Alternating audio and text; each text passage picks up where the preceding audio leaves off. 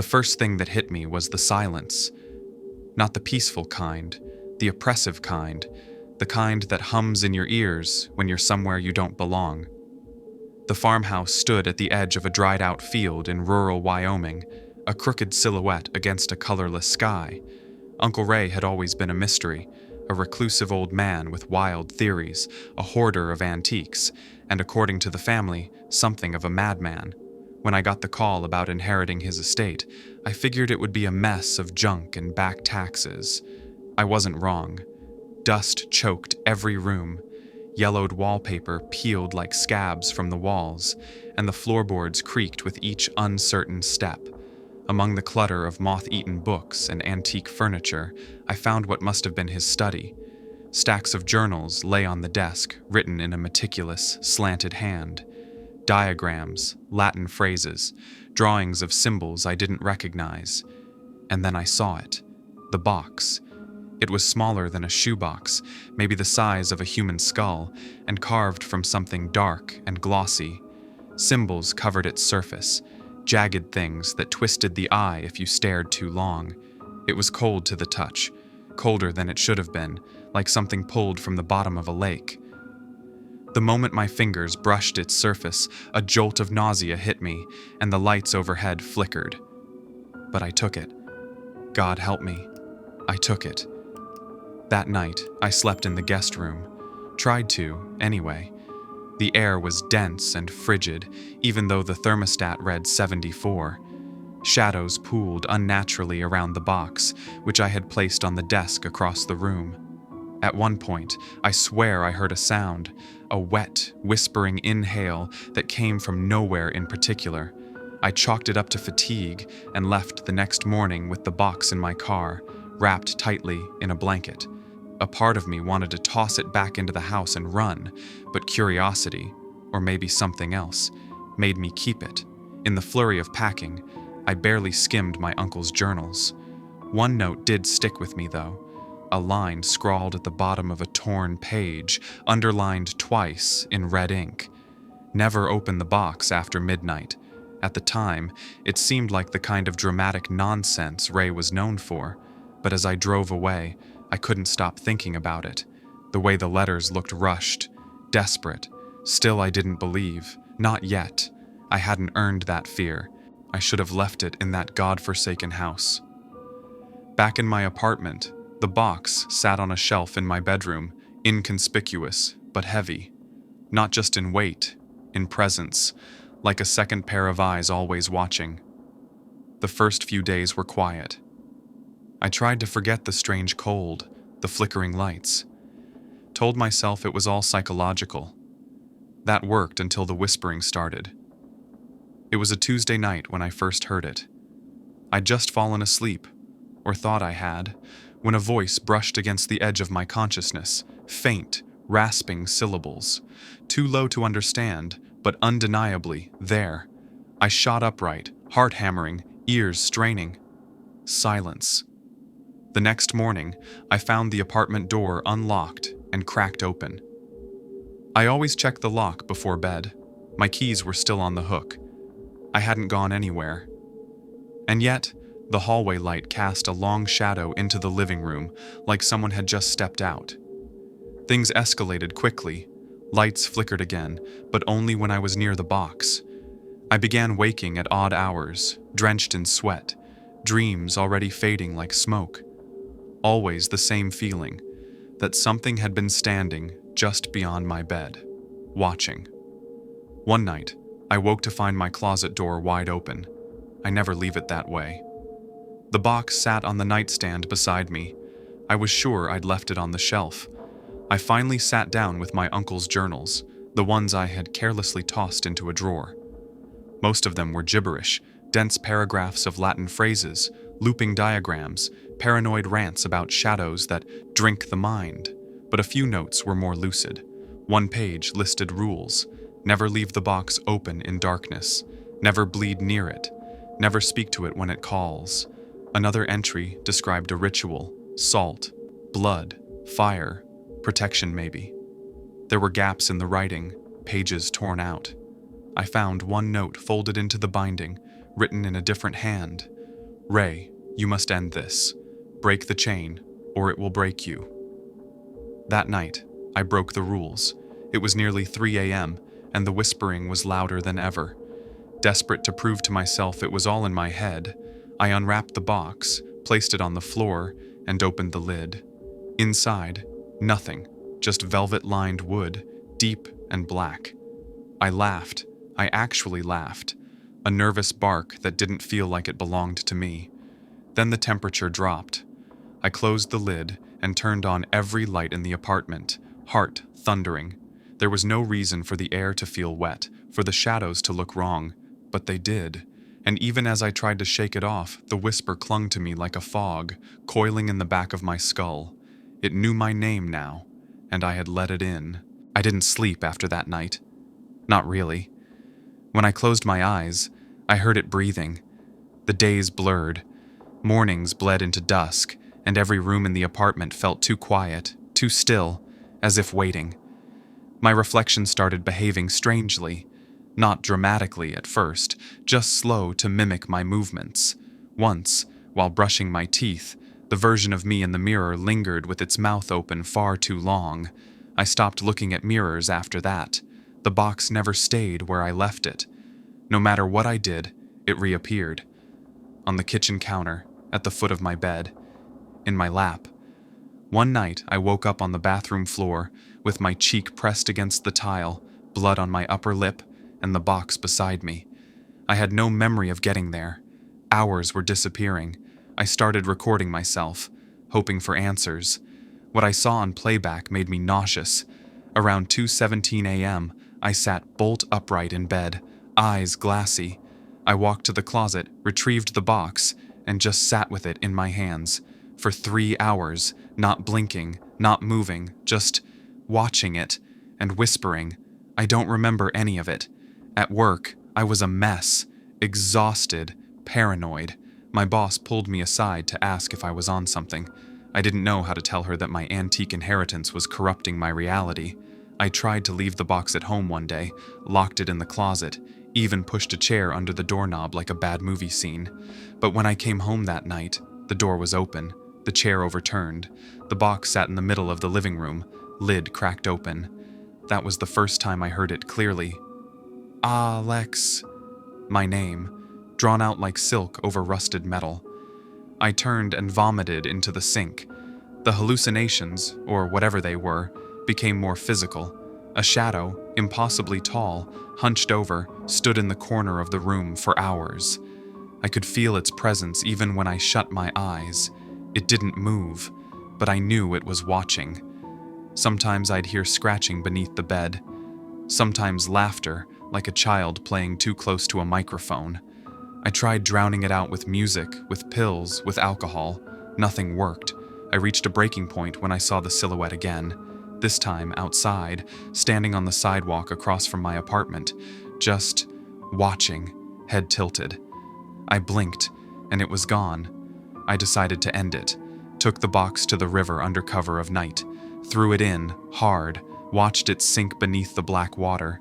The next morning, it was on my kitchen table, dry, waiting.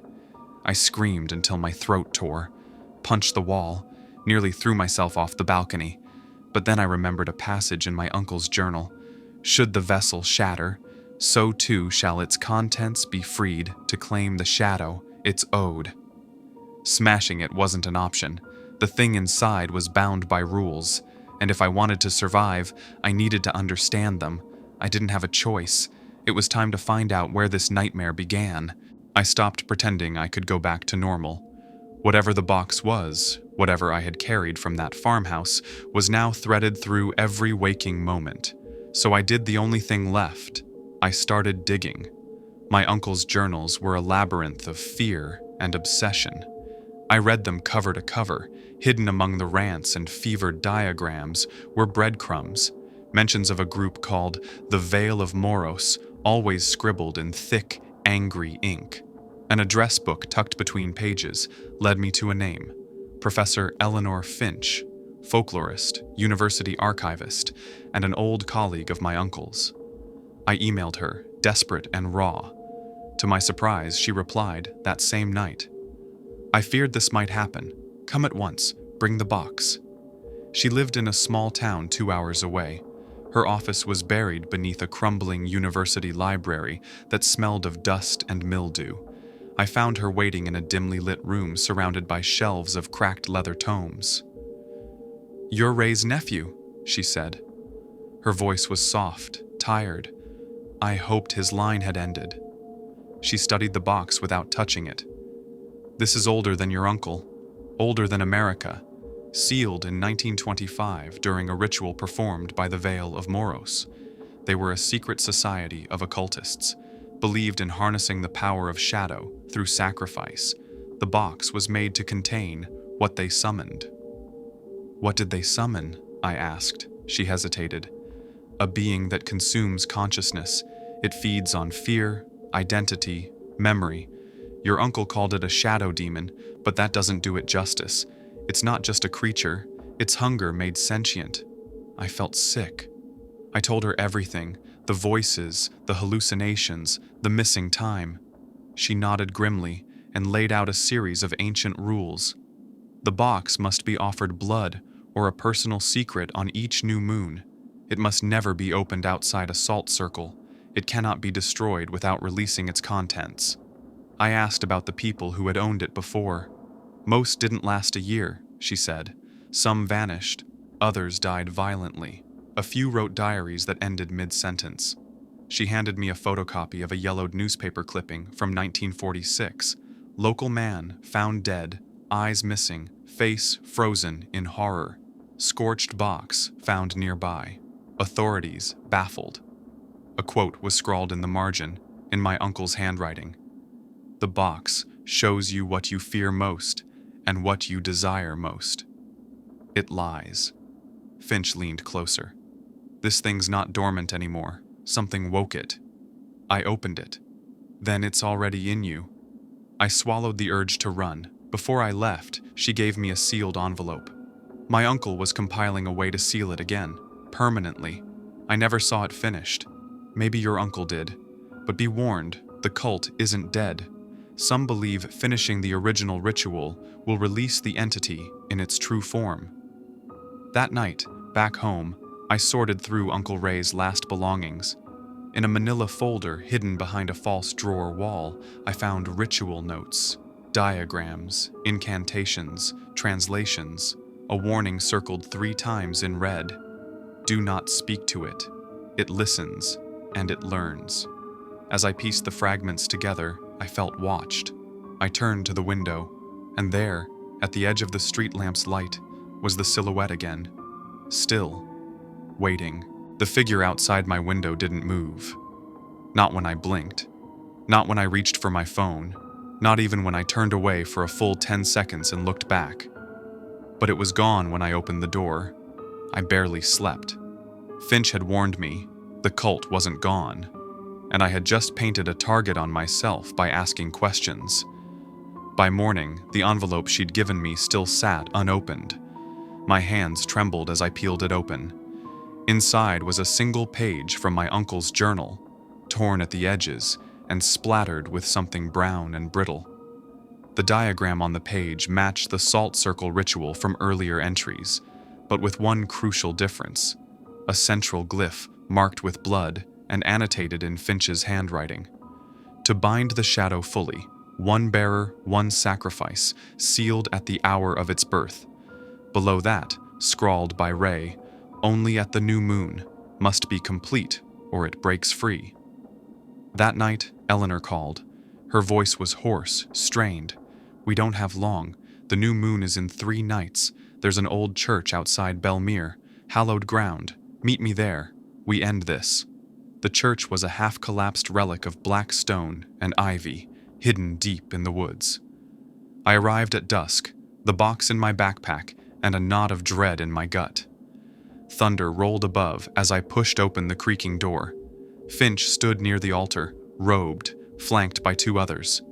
She smiled, but it didn't reach her eyes. "Alex, you brought it."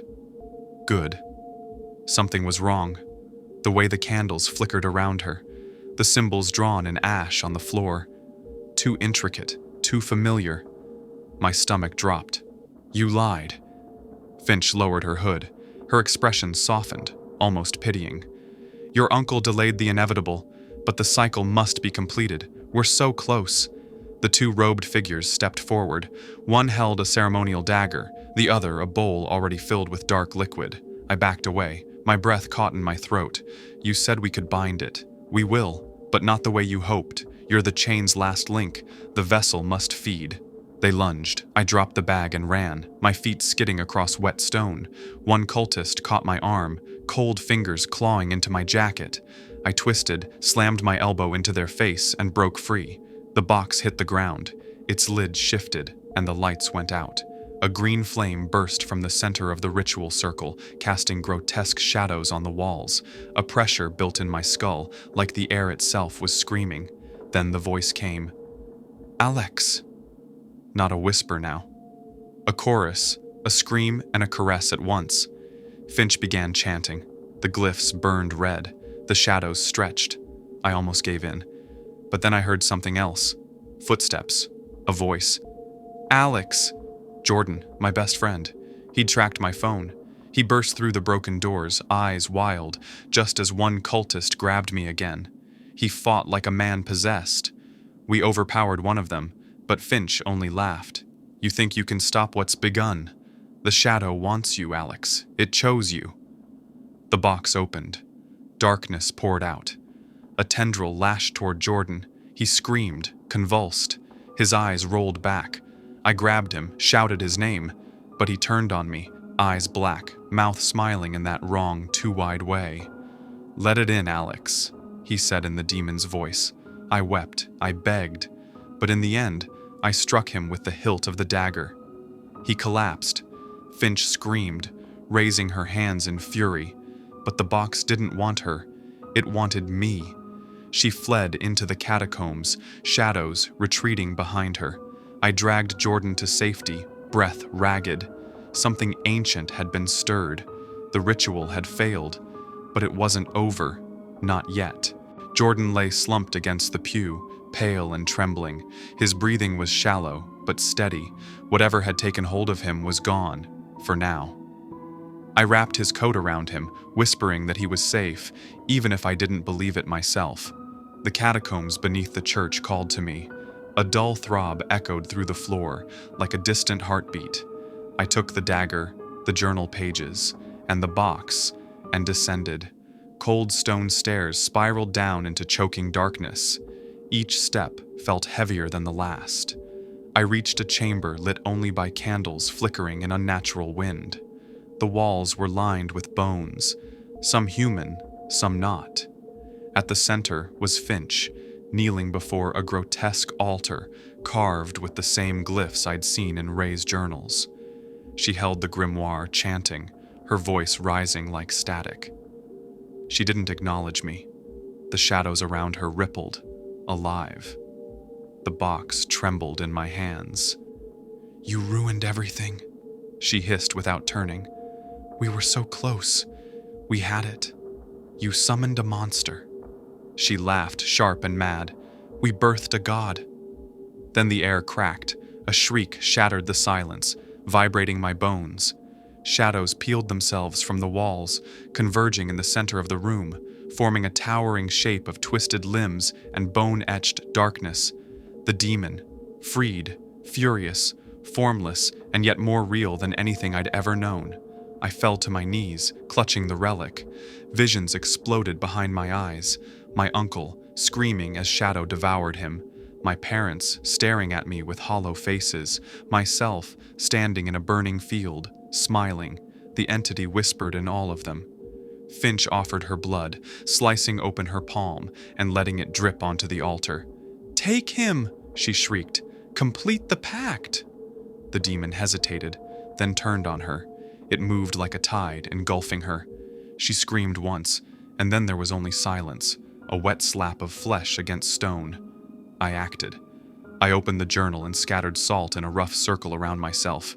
The dagger cut deep into my palm, and I let blood drip onto the floor, chanting the phrases Ray had compiled. The demon writhed, confused, enraged. It lashed at the boundary, but the salt held. For now, "I bind you," I whispered, "by the chain of blood, by the circle unbroken, by the name you cannot claim." The room shook. The box snapped open of its own accord, screaming wind sucking at the air. I crawled to its center, holding it high. Shadows tore at my back, my thoughts, my soul. Then it spoke. "You want him back? Ray, I can give him to you." I froze. The vision was perfect. My uncle stood before me, alive, smiling. "You can leave. Forget this. Start over. Just give me your name." I wept. I wanted it to be real. I needed it to be. But I remembered the note. It lies. I screamed the final words, forced the box shut, and thrust it into the heart of the salt circle.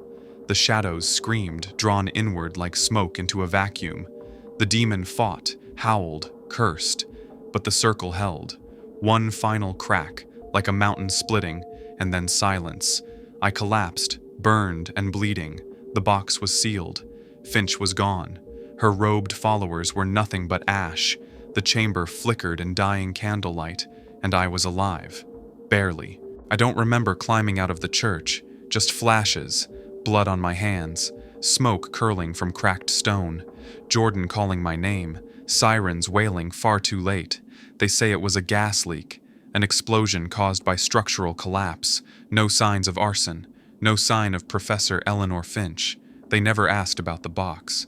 I kept it with me, wrapped in layers of canvas, sealed with salt, hidden in the trunk of my car like some malignant secret. The burns on my palms haven't faded. The doctors called it chemical exposure. Said I was lucky. I don't feel lucky. Jordan recovered. Slowly. He doesn't remember what happened in the church, not fully. Sometimes he asks me if we were drugged, if maybe it was all some psychotic break. I nod and lie and say maybe, but he flinches at shadows now, just like I do. I've been staying at motels, moving weekly. I don't sleep more than a few hours at a time. Every night, I hear the whisper return, faint, coiled in the static between radio stations, in the wind beneath the motel doors. Sometimes in dreams, I see Finch standing in the catacombs, still chanting, her mouth full of worms. Sometimes I see Ray. He tells me I did good. Sometimes he tells me it isn't over. I've tried to destroy the box. Fire doesn't touch it. Acid beads and rolls away. Even burial fails. I left it in the woods once, 10 miles out. Next morning, it was sitting on the passenger seat, seatbelt buckled. I don't know what it wants now. Maybe nothing. Maybe patience. In the final journal entry I wrote last night, I left a note for anyone who finds this. If you're reading this, do not open it. Do not listen. Do not believe. The box is a liar, and you are not its first. I packed my car this morning, left no forwarding address, changed my name on the lease, burned my credit cards. I'm going off the grid, like Ray did before me. Maybe I'll keep moving. A new town every week, a new identity. Maybe I'll find someone someday who knows how to end it for good, or maybe I'm just stalling. Tonight, as I drive toward the horizon, I hear a sound from the trunk, a slow, rhythmic scratch. I check the rear-view mirror. For the briefest instant, I see a silhouette in the back seat, but when I turn, there's nothing there, only the box, still sealed, still waiting, and the sky behind me, bleeding from night into a sickly, silent dawn.